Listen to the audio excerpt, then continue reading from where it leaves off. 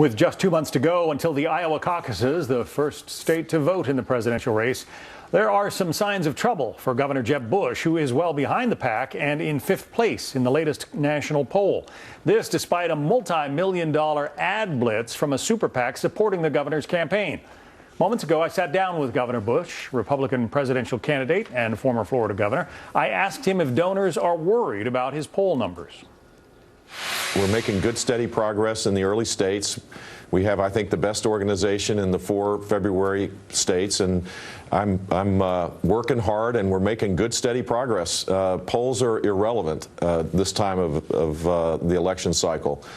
Ask me what's going on in February, and the polls will be a little bit more relevant because that's when people are going to actually make up their minds. It is worth pointing out that 8 years ago, Rudy Giuliani was on top of the polls. You think you can turn this around? Absolutely. I feel really good about where we are. As people get closer, they're going to want to know who has the leadership skills to solve these big problems and to keep us safe. And I think we've had 7 years now of an untested president who had nothing in his background that would suggest he could lead, and he hasn't. And I think they're going to look for someone who has not necessarily a Washington insider, but someone who has the practical experience to be able to make tough decisions and to stick with it. Let's take a look at the latest Quinnipiac poll. They put you at somewhere around 4 to 5%, 5% in this particular national poll, I believe it is, 4% in Iowa. And again, you're saying that these numbers are temporary, they are ephemeral, and they will change. Yeah. Absolutely, just as they always have for every election cycle. I'm really not the guy to ask about all the process stuff. I wake up each day excited about being a candidate for President of the United States to convince people that our days in the future are going to be better than what we have now. But we have to fix how we tax and regulate and fix the broken Washington, and I know how I have the skills to do that. And we also need to focus on the threats that we have in the world. The greatest threat in America is not climate change, it's ISIS and these asymmetric threats of terror that are quite dangerous for the United States of America. Probably no love lost between you and Donald Trump, but clearly he has tapped into something, call it anger, call it dissatisfaction, or whatever, that puts him at the top of the Republican heap right now. Can you do the same? I mean, what is it that Donald Trump is touching? Donald Trump's a really capable politician. He's just not qualified to be president. If you listen to him talk as it relates to ISIS or Syria, he's not a serious person. He gets his information from websites, I guess, and watches the shows on Sunday and spews out stuff that is so confusing that at the end of the day, people are going to want to know who's going to sit behind the big desk, who can make these tough decisions, who can lead our country towards a place where we're more secure and we have a growing economy. And I think when we get to that point in the stage of the campaign, that I'm going to fare pretty well and Donald Trump won't. Do you think President Trump would be dangerous? I think he's not qualified to be commander-in-chief and leader of the free world.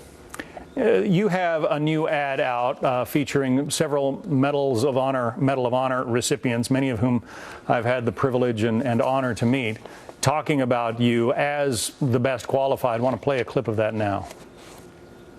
Jeb Bush. Jeb Bush will rebuild our military and make us proud to be Americans. Jeb Bush is ready to take the role of commander-in-chief. Jeb Bush has the experience and those leadership skills.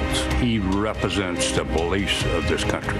He'll have the American people's confidence, and he will be respected on the world stage.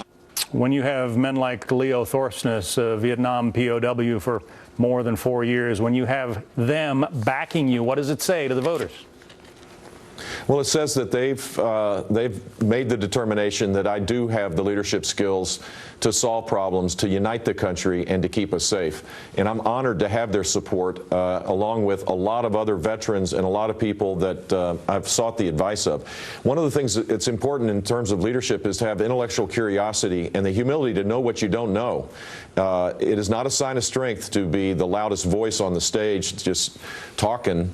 It's important to actually seek the advice of the best and brightest and to earn their support, and that's what I've done, and I'm honored to have their support. Hillary Clinton, who appears on her way to the Democratic nomination, seems to be trying to project a more muscular foreign policy than Barack Obama. What would you say about Hillary Clinton's plans for something like ISIS?